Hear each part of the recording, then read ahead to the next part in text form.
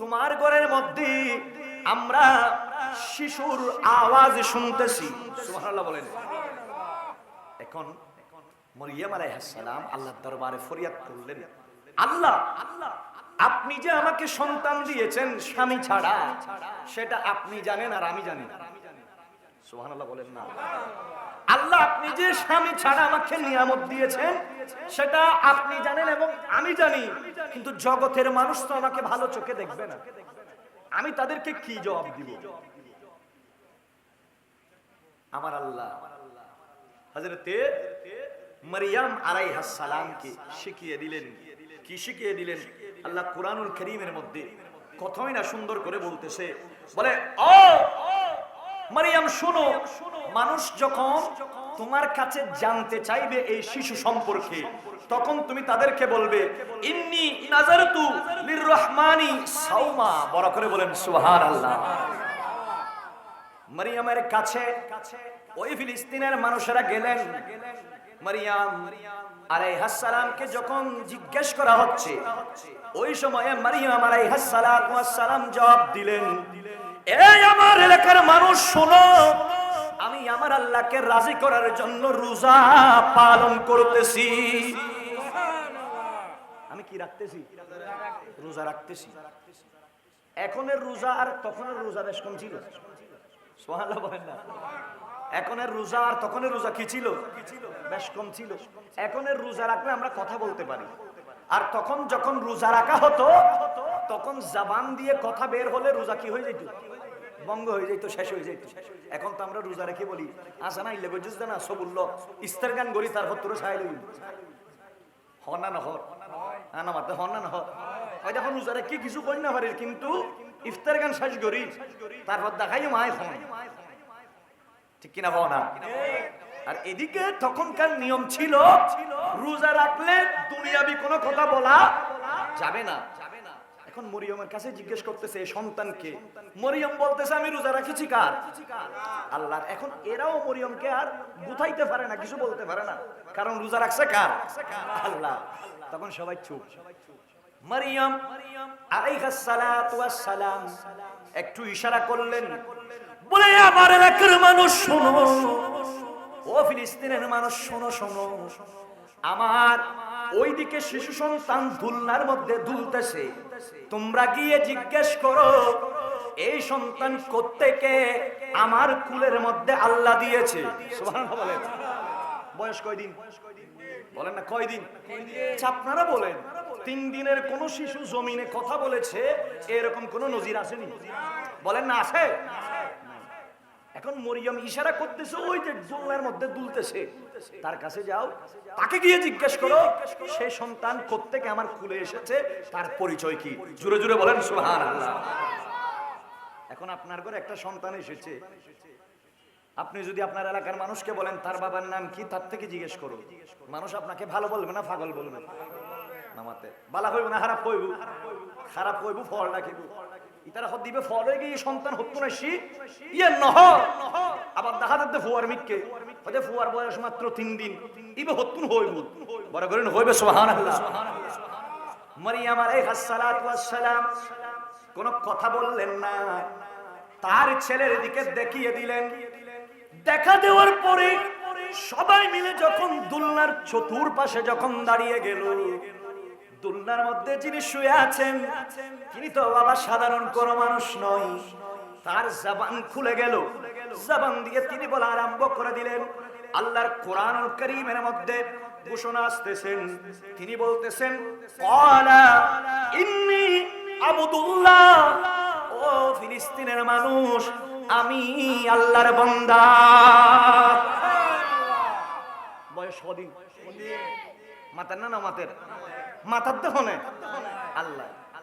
এটা শুধু শেষ করে নাই, কুরআনুল কারীমের মধ্যে বলতেছে আতানিয়াল কিতাব, ও ফিলিস্তিনের মানুষ শুনো আমি আল্লাহর বান্দা।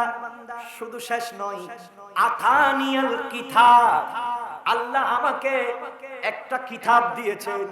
সে কিতাব কোন কিতাব জানেননি? দুনিয়ার জমিনের বড় বড় নবী রাসূল আছে 7 জন, ওখানের মধ্যে হযরত ঈসা নবী যিনি দুনিয়া থেকে নবুয়তের ঘোষণা দিচ্ছেন, তিনি বলতেছেন আথানিয়াল কিতাব, আমাকে কিতাব দেওয়া হয়েছে। সেই কিতাব কোন কিতাব জানেননি? যার নাম ইনজিল কিতাব। একটু জোরে বলেন না সুবহানাল্লাহ। আরেকটা কথা তিনি বলেছেন, আমার বাবারা শুনেন, তিনি বলতেছেন ওয়াজআলানি নাবিয়্যা, আমি আল্লাহর বান্দা, আল্লাহ আমাকে কিতাব দান করেছেন। শুধু তাই নয়, আল্লাহ আমাকে তার মনোনীত একজন নবী বানিয়ে জমিনে পাঠিয়েছে। ও বয়স কদিন? আল্লাহ চাইলে 3 দিনুর দুদুর বাসার মুকুট কোনো কথা বাইরে করে ছাড়ে না পারে। তো ইবে কি কই আই আল্লাহর বান্দা, হার বান্দা, আল্লাহর বান্দা, আল্লাহ আর কি দি কিতাব দিয়ে উঠবো, তারপর আল্লাহ আরে নবী রাসূল বানাই। সুবহানাল্লাহ। এখন হইতম সাইড দিয়ে কথা, ঈসা নবী বড় না আন নবী বড়? মামাতে হারান নবী বড়? ইয়া হইতে ডল্লা না, হারান নবী বড় আরান নবী বড়? কইলে বড় জানো না? আলা হযরত মুজাদ্দিদ দ্বীন মিল্লাত, ইমামুল ইমাম, ইমামুল কালাম, আশা আহমদ রেজা খা, ফাজিল বেরলভী কিবলা কাবা খর, खल्क से औलिया, औलिया से रसूल, और रसूलों से आला हमारा नबी सबसे लाओ आला हमारा नबी सबसे बा।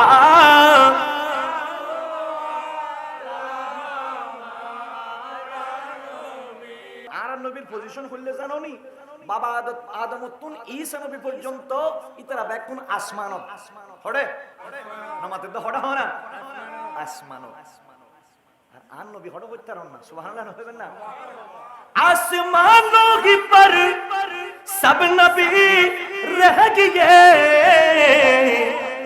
अर्शे आज़म पे पहुंचा हमारा नबी सबसे लाओ आला हमारा नबी सबसे बा।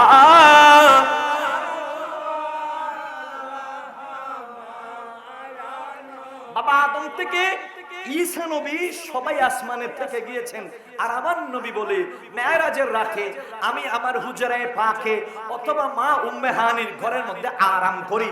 আল্লাহ জিবরিল পাঠিয়েছেন, জান্নাত থেকে পোশাক পাঠিয়েছেন, সামনে পেছনে নূরি জগতের লক্ষ লক্ষ কোটি কোটি ফেরেশতাদেরকে নিয়ে জিবরাইল আমাকে খাতিমে কাবায় নিয়ে গিয়ে শক্কে সদর করলেন। সেখান থেকে আমাকে বাইতুল মুকাদ্দাসে নেওয়া হলো। আমি বাইতুল মুকাদ্দাসে গেলাম, দেখলাম সামনের সারি থেকে পেছনের সারি পর্যন্ত বাবা আদম থেকে ঈসা নবী সবাই লাইন ধরে দাঁড়িয়ে আছে, মুক্তাদি হিসাবে দাঁড়িয়ে আছে। জিবরাইল আমিন আমাকে আমার ডান হাত মোবারক ধরে ওই ইমামের মেহরাবের ভিতর যাই নামাজে বসিয়ে দিয়েছে। মুক্তাদি আ চুকে তো ইমাম আ গায়া। সুবহানাল্লাহ।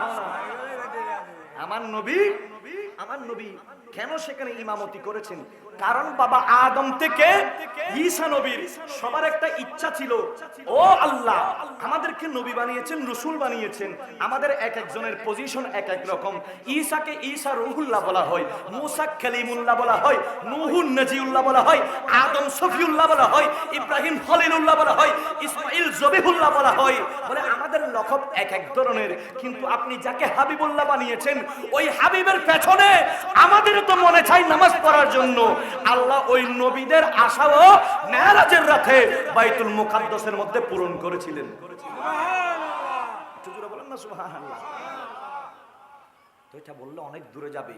তো এই ঈসা নবী তিনি বড় না আমাদের নবী বড়? আমাদের নবী বড়। ঈসা নবী নবুয়তের ঘোষণা দিচ্ছেন 3 দিনের মাথায়। আমাদের অনেক জায়গায় আমরা দেখি বড় বড় টুপি গায়ে দিয়ে, পাগড়ি গায়ে দিয়ে আমাদের কিছু ভাইয়েরা বুঝে বলে না, না বুঝে বলে, আমার বুঝে আসে না, তারা বলে যে আমাদের নবী নাকি 40 বছরে নবী হয়েছেন, সেটা তিনি 40 বছরে জেনেছেন। তো আমি বলতে চাই, কোরআনুল কারীম বলে ঈসা নবী 3 দিনের দিন নবুয়তের ঘোষণা দিয়েছেন।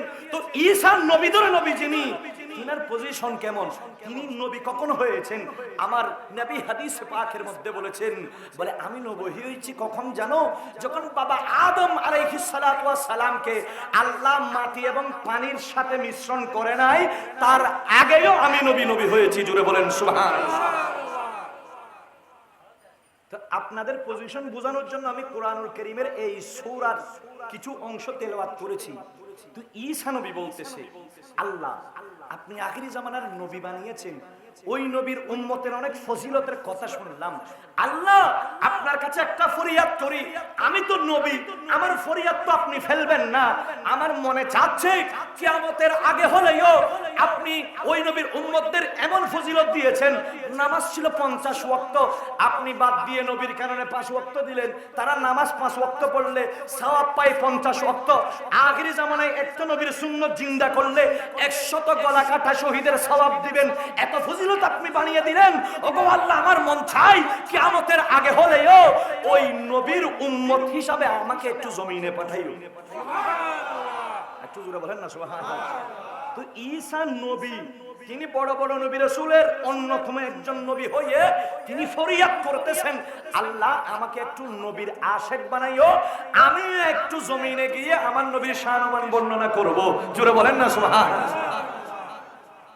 তো আপনি এবং আমি চাইছি, চাই নাই তো, আপনি এবং আমি চাইছি। এখানে কেউ বলতে পারবেন আমি চাইছিলাম আল্লাহর কাছে, চাই নাই, কিন্তু আল্লাহ বানিয়েছেন, আল্লাহ আমাদেরকে পাঠিয়েছেন ওই আখিরি জামানার নবীর উম্মত হিসাবে। সেজন্য নবীর আগমনে আমরা খুশি না বেজার?